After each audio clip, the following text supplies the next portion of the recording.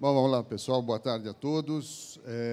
Mais uma vez, obrigado pela Náutica ter convidado para que a gente converse um pouco sobre aquilo que a gente gosta tanto, né? Que é mar, navegar, tá certo? E trocar um pouco de experiência. Bom, eu vou falar um pouquinho sobre alguns erros que a gente às vezes comete na navegação. Antes disso, só vou me apresentar. Eu sou engenheiro mecânico, atuo na área de mecatrônica, sou professor da Poli e navego aí há uns 40 anos mais ou menos, tá certo? E fui aprendendo também aos poucos um pouco sobre a navegação, juntando a engenharia com a navegação, em suma, fazendo com que tudo isso aí passe de lazer até para alguma coisa mais interessante em termos de tecnologia, ok? Então, vamos lá. Algumas, talvez, linhas gerais do que a gente imagina que possam ser erros mais comuns de quem vai navegar, né? Navegar, a gente vê a maravilha que é todos esses barcos aqui em volta, a gente sabe o prazer que isso dá, mas isso também pode virar uma dor de cabeça se a gente tomar um pouco de cuidado, né? Então, o que a gente pretende conversar um pouco hoje é sobre isso, sobre que cuidados a gente tem que ter, né, para que aquele passeio, né, aquela hora de lazer, aquelas férias sejam boas, divertidas, da melhor maneira possível. Então, eu diria aqui, o primeiro, a gente acabou de ver a palestra aqui, conhecer o seu barco e conhecer as águas em que você navega. Veja, conhecer o barco é fundamental, né? E é incrível como muitas pessoas usam o barco, navegam e, eventualmente, não sabem tudo onde está, como é que funciona, pelo menos o básico. E mais ainda, né? Sentir o barco, tá? O barco, quando está com algum problema, vai te dar alguma informação. Mas, para isso, você precisa conhecer, para isso, você precisa estar acostumado como é que ele reage, como é que ele opera, tá?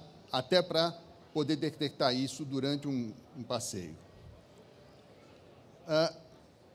A maioria dos problemas acaba acontecendo em passeios curtos, próximos da marina, a 1 hora, 2 horas. Por quê? Exatamente é aquele passeio em que você talvez menos se planeje, né? Você já fez aquilo várias vezes, é perto, não vai ter muito problema, e isso acaba, às vezes, gerando exatamente a possibilidade de um risco para o passeio, para as pessoas, para tudo o resto. Experiência pessoal é básica, é fundamental, né? Mas a gente não pode confiar só nelas. Estatisticamente, elas têm pouco valor, né? E, às vezes, a gente começa com aquela ideia, não, nunca aconteceu, comigo nunca foi assim, né? Sempre deu certo. Complicado, né? Você desceu, família, amigos, todo mundo pronto para sair e você, de repente, decide abortar o passeio. Mas isso tem que estar sempre como uma possibilidade aberta para você, né? Primeiro, a segurança. Qualquer passeio pode ser abortado, por mais chato que seja, mas vai ser muito mais complicado se lá dentro, né, lá no mar, as coisas não derem certo, começarem a dar problema. Então, essa é a regra. Qualquer passeio pode ser abortado e deve ser abortado, se for o caso. Essa aqui já é um pouco mais nova, né? Mas vamos lá. Celular. Fantástico, maravilhoso, dá para fazer tudo com ele, mas tem um pequeno detalhe que não é detalhe. Conectividade. Ou seja, aquele GPS que está no seu celular, até a comunicação, se não tiver conectividade, vai ser um problema. Você pode estar com um celular do lado do outro. Se o sinal da antena não chegou, você não conversa com aquele celular, né? E mais ainda, o celular não é feito para o mar em geral. Então, se ele cair da sua mão no convés e tiver um pouco de água, né? Se acontecer qualquer mudança, você perdeu o seu instrumento básico. Então, celular é ótimo, a gente usa, eu uso, todo mundo usa, mas não é instrumento de navegação. E também, na dúvida, isso são os erros, né? Não são os acertos. Seguir em frente. Acho que vai dar certo, acho que não vai dar problema, acho que aguenta, né? Não dá para fazer isso. Tem uma frase que eu gosto de guardar para mim, na verdade não é minha, é de um professor meu de projeto, né? No meu curso de engenharia mecânica, que é: nada mais perigoso do que a coragem da ignorância. Então, a gente não saber o que está acontecendo, né, nos deixa, às vezes, corajoso. Riscos, todo mundo corre. Aqui, nós estamos correndo um risco, qualquer lugar. O grande problema é não conhecer o risco, não saber qual é o risco, não dimensionar esse risco, né? Então, essa é uma frase que eu tenho para mim em várias áreas em que eu atuo, que é exatamente: conheça e depois assuma o risco que você quer. Aqui eu coloquei uma estatística de acidentes. A gente não tem esses dados no Brasil, mas a Guarda Costeira Americana tem um entabulamento bastante grande, né? Então, a gente consegue ver aqui que a principal causa de acidente é falta de atenção, né? Depois, inexperiência do operador. Inexperiência vamos dizer, na observação do local, né? Velocidade excessiva, álcool. Aí elas diminuem, mas tem outros fatores. Por exemplo, uma falha mecânica, né? Condições do tempo, as águas, né? A condição de água. Então, eu resumi um pouco aqui quais são as principais falhas ou causas de acidente.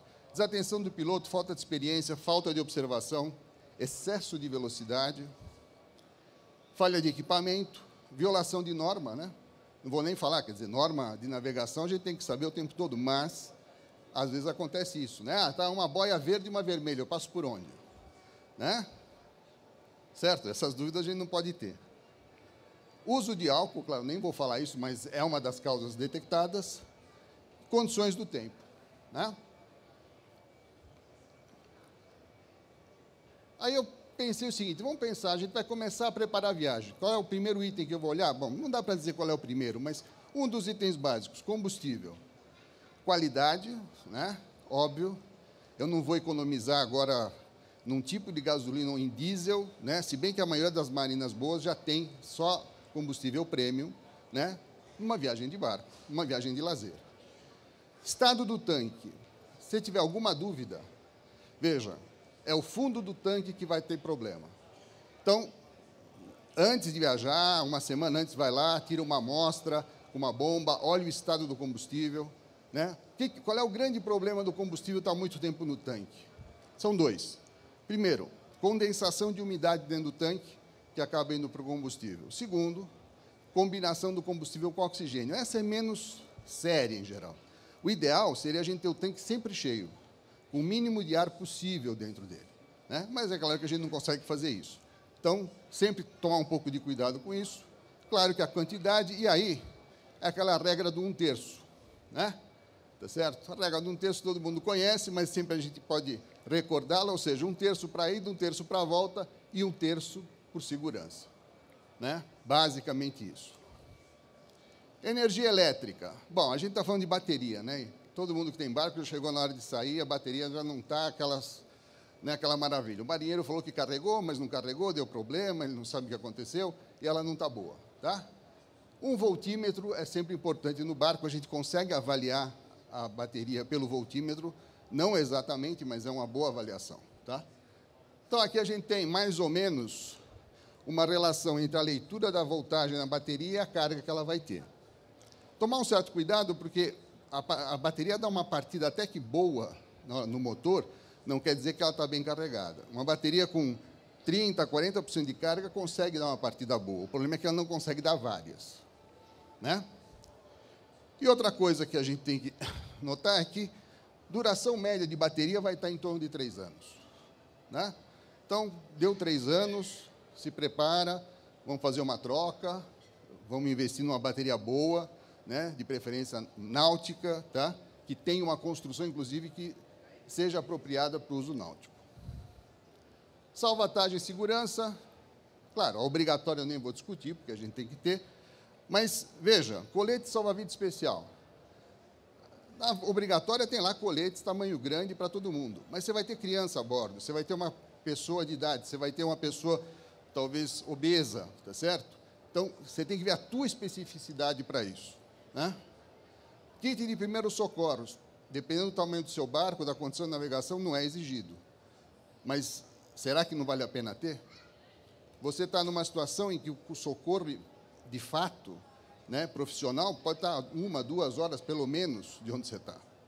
Então, o básico, o que kit eu coloco? Bom, conversar com o médico, que pode te orientar, se você já tem algum treinamento, melhor ainda, né? Mas, de fato, isso é uma coisa que é pela sua segurança e dos seus passageiros, dos seus tripulantes.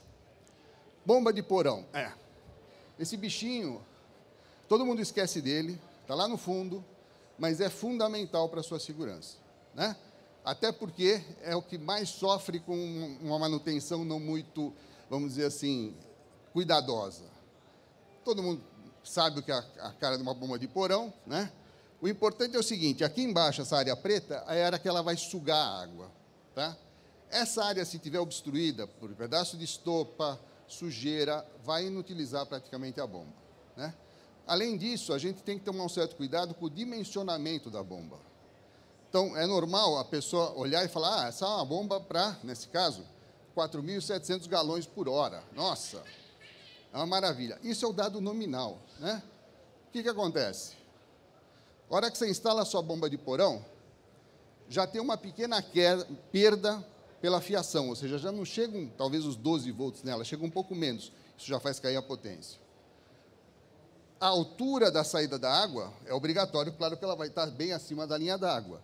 Isso já gera uma altura a mais para ela bombear. Ou seja, aquele dado nominal é quando ela solta a água aqui, ó, sem nada, sem mangueira, sem coisa nenhuma, né? Qualquer empecilho vai fazer com que ela perca aquela vazão. Portanto, você imaginou que ela bombeava 1.000 litros por hora e ela vai bombear 200, tá certo? Aqui tem uma expectativa de quanto se perde em média. 30%, 20% na eletricidade e mais 20% na mangueira. Essa é uma curva de uma bomba de porão. Nota, a vazão máxima dela se dá com a pressão 0 de saída, tá? Na medida em que eu vou exigindo mais pressão, a vazão vai caindo. Então, isso é importante para que a gente também dimensione bem um equipamento que é barato, que é simples, né? Mas que, de fato, é fundamental na segurança. Fundamental. Então, vamos lá. Eu tenho aqui, nesse caso, ó, 2 bombinhas de porão.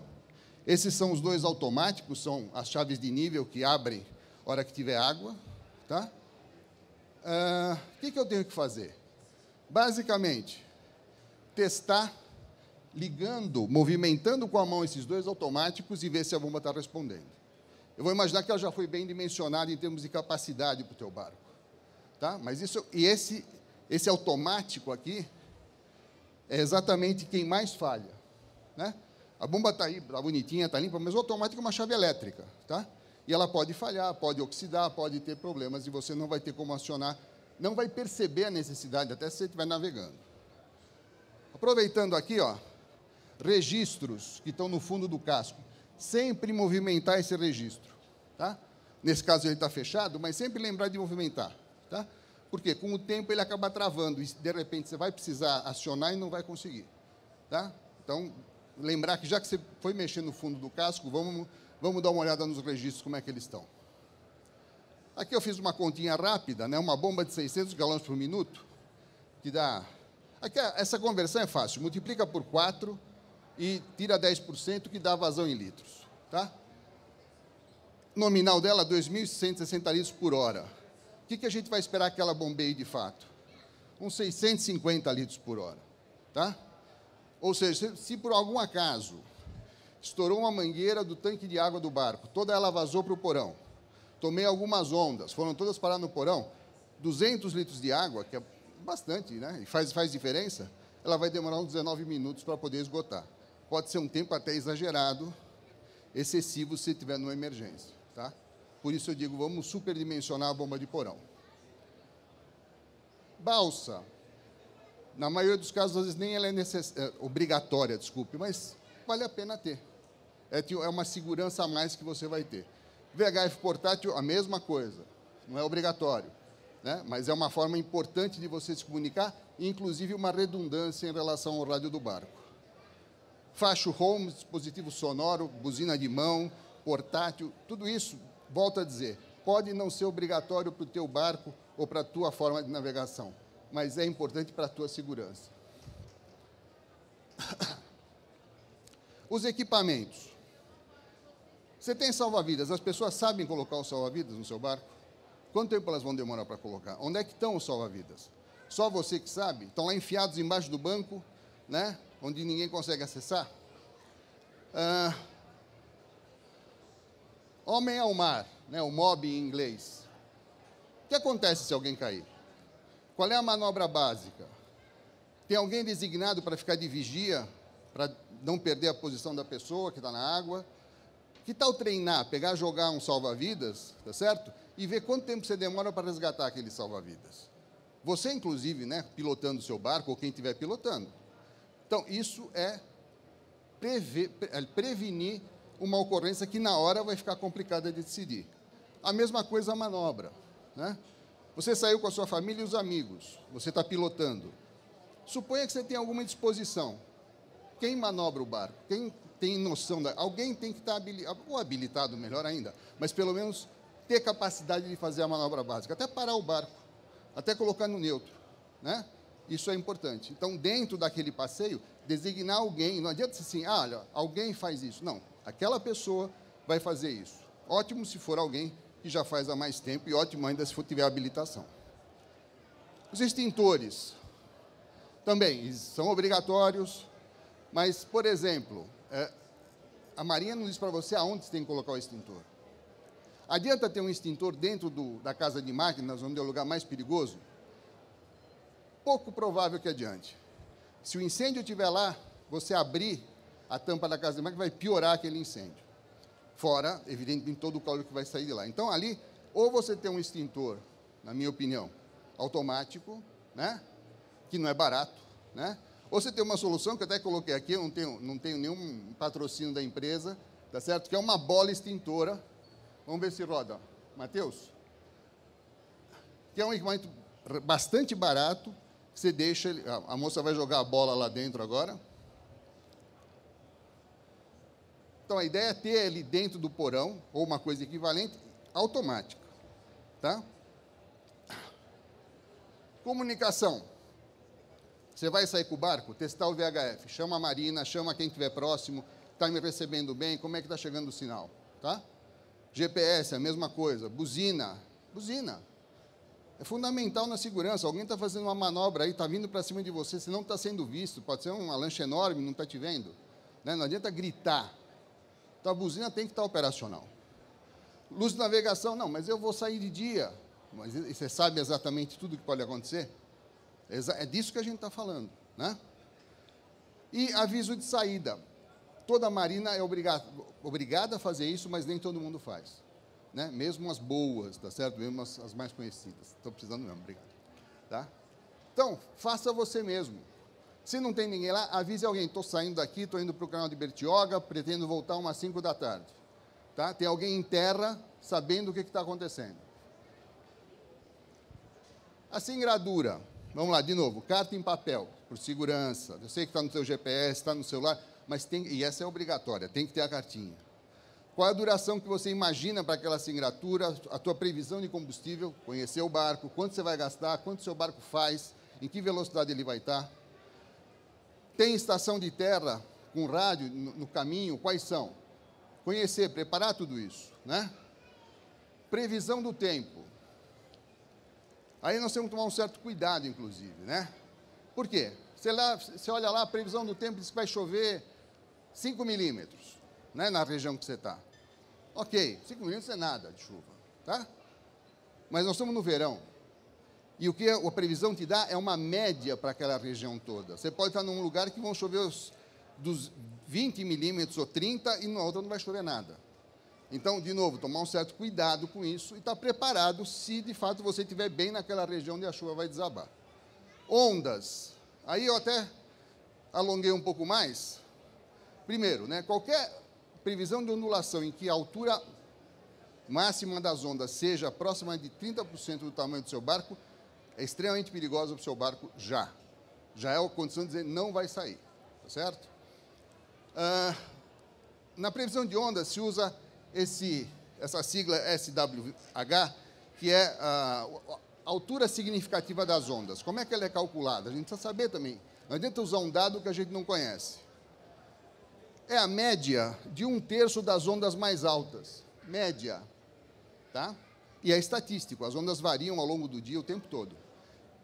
Existe, por exemplo, uma situação totalmente previsível que durante 24 horas, pelo menos 3 ondas podem ter o dobro da altura máxima que está lá no seu guru de ondas e tudo mais. Veja, fala, pô, 3 em um dia, será que eu vou ter falta de sorte e pegar justo essa onda pela proa? A decisão é tua, tá? Então, de novo, ser bastante conservador em relação a isso. E a velocidade da onda também é importante, principalmente quando a gente está voltando e tomando a onda na popa, tá certo? Que não é pouca, a gente imagina às vezes que a onda é devagarzinho, você vê aquela onda andando. Veja, uma onda, você pode calcular a velocidade dela no mar 1,5 vezes o período, o tempo entre cada onda que chega. No Atlântico, a gente tem ondas que, em média, vão ter de 9 a 12 nós. Não é desprezível, né? Não é desprezível. Então, tomar um certo cuidado, principalmente quando estiver voltando. Aqui, só para a gente entender um pouco como é que a onda acaba quebrando, né? Quando ela vai chegando perto da costa, a hora que a altura dela é menor que a metade da distância entre os picos, o comprimento de onda, ela desestabiliza e começa a quebrar. Quanto mais alta a onda, mais cedo ela vai fazer isso, em função do fundo. Aqui eu coloquei um vídeo em que a gente vê, isso aqui é o tanque de provas numérico da USP, né? Eu sou pesquisador lá também. A gente gera as ondas a partir desses flaps amarelos laterais. Então, a gente está vendo uma onda que a gente tradicionalmente chama de swell, aquela onda bem comportada, de alto mar, né? Atingindo o modelo de um navio de plataforma de petróleo. Aqui, na verdade, essas ondas elas estão sendo absorvidas por esse lado aqui. Elas são geradas lá e absorvidas aqui para que elas não voltem, como acontece no mar, tá? Aí você vai passar por um lugar que tem um costão, né? Vai passar ali entre a Ilha da Moela, tá certo? E Guarujá, você vai passar perto do costão das Tartarugas. O que acontece? A onda não é absorvida, então ela vai voltar. E aí tem aquele famoso mar mexido. Aqui nós vamos gerar agora as ondas a 45 graus, só que sem absorção. Elas vão bater e refletir. O que aconteceria num lugar de costão de pedra? Vamos lá. Então, elas estão vindo normais, o swell bonitinho, normal, que vai lá, né, fazer uma boa onda para o surf, mas ele não começou a refletir ainda. Ali é uma plataforma de petróleo, um modelinho, né, em miniatura. Tá? Agora nós vamos ver elas começando a voltar. Nota que eu já tenho ondas em 2 ou 3 direções diferentes aí. Então, a previsão de ondas fica totalmente diferente onde? Naquele local, né? Vamos lá. Mais ainda na nossa viagem, saber onde eu posso fundear ao longo da viagem, saber onde eu posso me abrigar se eu precisar. E quais são os perigos inerentes daquela viagem, tá? Quando eu falo de lotação, sempre é menor possível do meu barco. Ah, mas meu barco está habilitado para 11 pessoas. Tudo bem, mas você pode levar menos? Leve menos, né? Segundo, as pessoas que vão embarcar com você, quais são as limitações pessoais que elas têm? Sabe nadar, não sabe nadar? Tem um problema de saúde, tem um problema de joelho, né? Tem algum problema, por exemplo, de alergia, né? Enjoa facilmente, tá? Então, vamos lá, vamos pedir para já tomar um antiemético antes de sair, tá certo? E explicar as normas de segurança, se possível, para todos. Sem ser chato, você não quer dar uma de aeromoça, né, de avião, dizendo, olha, faz isso, faz aquilo, mas é importante que a gente fale sobre a segurança. E aqui também é uma coisa que acaba sendo negligenciada, né, aquele cabinho de segurança que desliga o motor. O pessoal acha que aquilo é muito importante quando está sozinho no barco. Claro que é. Mas quando você está com gente também. Se acontecer algum problema e você cair ao mar ou cair do posto de comando, o tempo para responder com o barco numa velocidade alta pode ser exagerado e pode levar a um problema. Então, ter o sisteminha que corta o motor na hora que você saiu do posto de comando, mesmo num barco maior com todo mundo, é importante, né? Vamos lá. Então, aí, aqui no caso, ele está sem a cordinha, né? Claro que tem vários acidentes que já aconteceram, inclusive com fatalidade, da pessoa ser atingida pelo próprio barco, muitas vezes, ou outra pessoa ser atingida. Então, também, seu barco é grande, tem muita gente, maravilha, põe a cordinha, use a cordinha. Veja, primeira coisa, o seu barco está adequado para aquela viagem, né? Como é que é isso? Você decide isso, você sabe isso, né? Compatível com velocidade. Acabamos de ver que velocidade é um dos itens de acidente. Aceleração e desaceleração brusca. O barco não tem freio, mas a hora que você reduz, ele freia muito rápido. E as pessoas podem cair, podem se machucar, tá certo? Então, vamos evitar isso tanto na aceleração como na desaceleração. E, como eu falei logo no começo, abortar a viagem é sempre uma opção que tem que estar em aberto, e é você que é o comandante, você que está no comando que vai decidir. Bom, vamos falar um pouquinho também de estabilidade. Pessoal, você vai sair com o barco está com uma pequena banda. Corrija isso, tá? Por quê? Porque essa banda, ela está facilitando com que uma onda naquela direção complique a estabilidade do seu barco, tá? Você pode usar flap, você pode redistribuir a massa. Água no porão. Isso é, assim, a primeira coisa que a gente tem que evitar, tá? E aí entra um problema. Muita gente fala assim, poxa, mas tem um amigo meu que fala assim, mas navio usa água como lastro. Ok, mas não água livre, né? A diferença aqui é muito importante. Terceiro, fala para os seus passageiros onde eles podem e onde eles não podem ficar. Principalmente onde eles não podem ficar, né? Para a segurança deles e do próprio barco. Então, aqui só para a gente entender um pouquinho essa história de estabilidade, o barco estável, aqui essas forcinhas de empuxo da água geram esse centro de carena que chama C e o centro de gravidade do barco que é G. Se eles estão alinhados, o barco pode balançar para qualquer lugar, tá? Ok, aí vamos dizer que o barco balançou para bombordo. O centro de gravidade do barco, se as massas dele estiverem fixas, não vai mudar, o centro de carena vai. Então, eu balancei para bombordo, o casco está diferentemente na água, o centro de carena agora está nessa posição, o centro de gravidade aqui, eu estou gerando uma tendência de voltar com o barco para o local, né? São duas forças que estão gerando uma rotação. Quanto maior a distância entre as duas forças, melhor. Se o barco continuar adernando, e eu chegar nessa situação aqui, ele pode tanto acabar de emborcar, como voltar. Mas ele está numa situação limite, crítica. Tá certo? Se ele passar um pouquinho, ele emborca. Tá? O que a água no porão faz? Primeira coisa, baixa o centro de gravidade. Isso parece bom, baixar o centro de gravidade. Quanto mais baixo o centro de gravidade, mais estável é o barco. Só que a hora que você aderna um pouco o barco, o centro de gravidade vai se mexer porque a água se mexeu. E a distância entre o C e o G diminui. Portanto, o barco tem uma tendência maior de adernar, cada vez maior. Uma boa indicação de um barco bem estável é que ele balance rápido, em qualquer direção, seja no balanço, seja no caturro, no cabeceio. Quanto mais lento ele balançar, mais você está numa situação de instabilidade. Então, o barco balançou devagar, principalmente no balanço lateral, cuidado, tem alguma coisa esquisita aí, tá? Aí o caso do Batomushi, que a gente já conhece, né? Um acidente aí, ficou famoso, infelizmente, pelo número de pessoas que morreram, e aí é uma somatória de erros que levou a que esse barco naufragasse, né? Foram 55 mortos, então o barco original foi alterado, né? De uma maneira absolutamente absurda, digamos assim. Duvido que algum engenheiro estivesse olhando o que estava sendo feito. Então, primeiro, se colocou 2 caixas d'água, quase 4 toneladas de água no convés para conseguir altura e pressão, né, para não ter que usar uma bomba. Quer dizer, isso é coisa de construção civil, né, de você colocar a caixa no telhado, tá certo? Muito bem.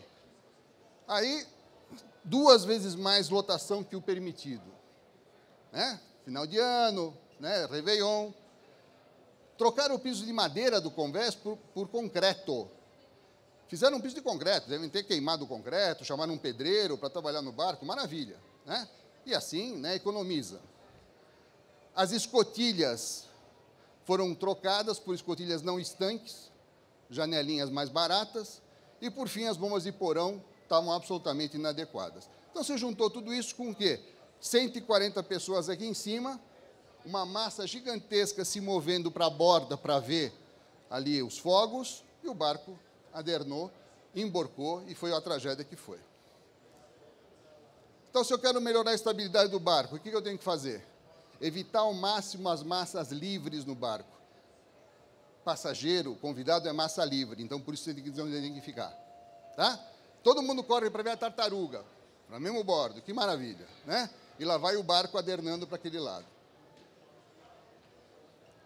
Se possível, tudo que for equipamento novo, o mais baixo, e se der para ser abaixo da linha d'água, melhor. Fixo, parafusado, preso, nada solto. Água livre, acabei de falar sobre o porão, nada disso aqui, tá certo? E, claro, sempre cuidado com o mar pela popa. Veja, como a gente, em geral, aqui está falando de barcos planantes, a popa de um barco planante é uma popa com uma grande área. Quando ela toma uma onda por trás, a chance dele destabilizar o barco é maior do que num barco com casco deslocante, que seria um veleiro ou um traveler, tá certo? Então, tomar um cuidado especial em relação a isso. Aí, então, vamos ver agora alguns vídeos aí para que a gente possa exemplificar o que eu estou falando. Então, o primeiro deles aqui, na verdade, esses vídeos são gravados, são americanos, o pessoal fica gravando na saída de Marinas, numa região já mais complicada, mas, por sorte, a gente consegue, então, ter essas informações. Vamos lá. Então, a gente já pode ver o primeiro, o tamanho desse bote, ver se ele está adequado para essa navegação. Tá? Tomou uma onda, a segunda onda ele toma, a proa já começa a afundar. Então, nessa altura, ele já aumentou uns 200, 300 quilos o peso dele, com uma água solta lá dentro. Né? Agora, veja que a hora que ele vai manobrar, por sorte, ele já aborta a saída. A hora que ele vai manobrar, olha como ele já está quase adernando. Né? E aí ele começa a retornar, uma criança a bordo, tá? Um cachorrinho também, aí, que apareceu agora, tá certo? Sem salva-vidas, o cachorrinho, inclusive. Então, num mar desses, como é que você sai com um bote aberto com esse tamanho? Né? Vamos para o próximo agora. Eu sei que pontum está na moda, um monte de gente gosta de pontum, é estável, tem uma área danada, mas pontum é um barco para lago, pontum é um barco para área fechada. Vamos lá. Tá certo? Então, você tem o barco entrando de proa, o pessoal de pontum aqui vai me xingar daqui a pouco, mas vamos lá. Da Solar, inclusive, que meu barco é Solar, eles estão com um pontum gigante aí. Mas o problema não é o pontum, o problema é usar esse pontum onde ele não tem que ser usado. Tá claro? Então, novamente, aí, outro erro, um monte de gente na proa. Você está saindo, você quer uma proa que possa subir, escalar uma onda, como é que você deixa o pessoal ficar na proa? Né? E aí, claro, a criança começou a chorar, e vamos voltar, fez bem aí o comandante de desistir dessa história. Vamos falar um pouco de mar pela popa. Vamos lá. Então, aqui nós temos agora, o pessoal saiu, está voltando, maravilha, sol. E aí, pessoal, um dos grandes perigos é a distância entre cristas, o momento de onda ser do tamanho do seu barco. Então, vamos ver aqui. Então, lá, são 4 passageiros, né? Estão voltando, felizes da vida. Quantos passageiros tem agora? 3, né? Opa, parece que perderam alguém. Então, veja, a coisa divertida e engraçada acabou. Né? Acabaram de perder um tripulante agora. E olha o barco adernando de novo. Né? É o mar pela popa. Precisa ser bom para fazer essa entrada com o mar pela popa, tá ok? Não é fácil. Você precisa acelerar e desacelerar o tempo todo. Não dá para deixar numa velocidade indo. As ondas vêm de forma diferente. Uns 50 pés com o mar pela popa. Vamos lá. Esse aí saiu, é um barco de mergulho, está voltando. Está vindo devagar. Veja, devagar ou rápido, não tem regra para isso. É você escapar de levar a onda por trás. Tá? Então, você tem que manobrar no manche o tempo todo. E no leme.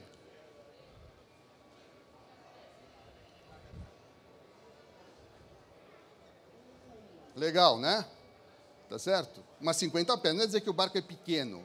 Quer entrar com o mar pela popa? Cara, você tem que ser bom, tá? Vamos deixar isso claro. E tem que trabalhar no manche e no volante o tempo todo. O tempo todo. Onde ficar e onde não ficar? Vamos lá, próximos vídeos. Vamos lá. Então, aqui, Pode soltar, Matheus, vamos ver aí. Tem uma senhora, já não devia estar aí na frente, mas tudo bem, tá? Ah, que bom, legal, tá calor. Ui, a água. Vamos nós. Cadê a senhora? Pois é, esse tombo que ela levou podia ser uma coisa séria, né? Felizmente foi para dentro do barco, tudo bem, mas veja, não tem sentido ficar aí. A proa é o lugar que mais pula no barco. Você quer deixar alguém mais tranquilo? É lá na popa.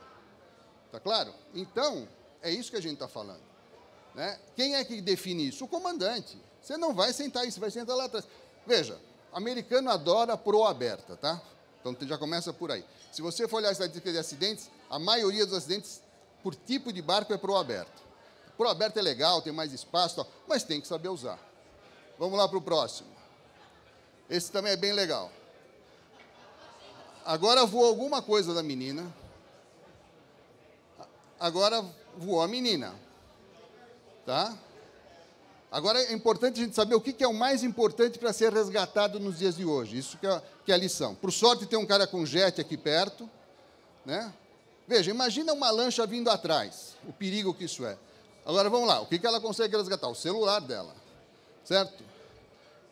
Agora, o rapaz do jet vai lá tentar salvá-la, mas, antes de salvá-la, o que ele vai fazer?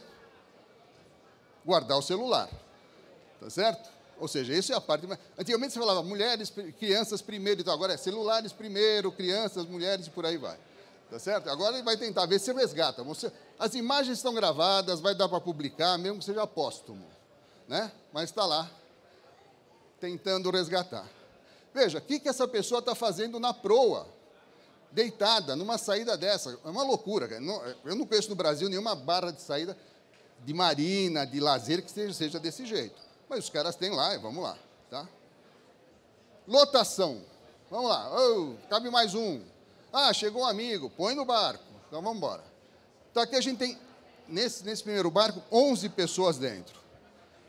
Tá? E está todo mundo se divertindo.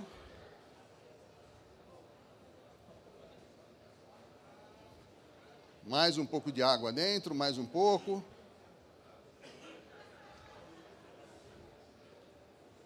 Tá certo? O que você espera que aconteça numa coisa dessas? A proa já afundou.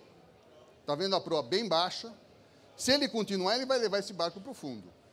De novo, por sorte, ele consegue girar o barco, quer dizer, né, fazer a manobra. Olha a proa como já está bem afundada. Né? E agora vamos voltar todo mundo, porque... E adernando, né? Por que está adernando? Por causa da água livre que está lá no porão e no convés. Tá? Essa água ela vai exatamente para onde não deveria ir. E aqui a cerejinha do bolo... O barco está saindo com a escada não recolhida, 8 pessoas dentro. É menor, deve ser um barco com uns 25 pés no máximo, 23. E está tudo ótimo, todo mundo cantando, maravilha. Vamos embora, né? E aqui começamos agora a pegar onda pela proa. Né? A proa já afundou, né? Aqui já tá caindo fora já salva-vidas, a coisa já ficou bem complicada. Agora, vamos ver como é o rapaz aí de branco, como ele vai colocar o salva-vidas. Veja, está tudo bem treinado, tranquilo, rápido para colocar o salva-vidas, já sabe, tá certo? Aí, o que o piloto ainda por cima faz para ajudar? Numa hora dessa, se você não tem o que fazer, volta de ré. A popa ainda está salva. Não, ele dá frente uma hora aí que quase enfia o barco inteiro, vira um submarino esse troço. Né? Então, por sorte, ele está perto de socorro e tudo mais. Agora ele está tirando água com a mão ali, vai ajudar bem. Né? Olha isso. Pois é o bomba de porão, exatamente. Então, o sujeito continua acelerando, né, dando máquina na frente e vai levar esse barco para o fundo. Né? Olha a quantidade já de salva-vida dele lá espalhada naquele lado. Né? E aí, por sorte, como eu falei, está bem na saída, nesse outlet aí das marinas. Ó, ele acelera de novo, ó, ele quer testar se vai afundar mesmo, está quase. Ó. Vamos lá. Força que ele consegue uma hora. Tá certo? Então, quer dizer, está lá, está no comando. Né? O rapaz de branco ainda está tentando colocar o salva-vidas, vocês notaram, né? Ainda está tentando, olha lá. Aí tem um cara com o copinho aqui também, ó. Dá uma olhada. Claro, né? Pô, o pessoal tem que ser solidário numa hora dessas, né?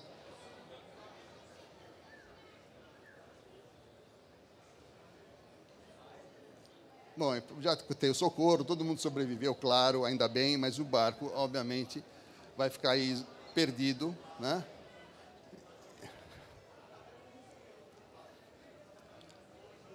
Estão vendo o estado que ele está, né? Bom, para a gente encerrar e abrir um pouco para discussão, perguntas, deixa eu ver como é que está meu horário aí. Está tranquilo? Então, qual é o maior erro de quem navega, na minha opinião?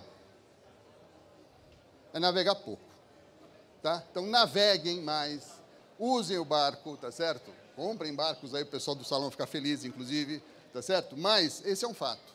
Quanto menos a gente usa o barco, menos a gente se acostuma com essas coisas todas, tá? E aí, peraí, ops, vamos voltar aqui.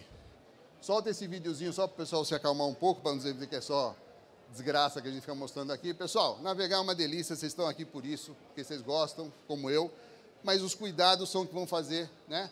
A gente tem uma navegação divertida, gostosa, tá? E segura, o que é o mais importante, tá bom? Obrigado a todos, obrigado à Náutica.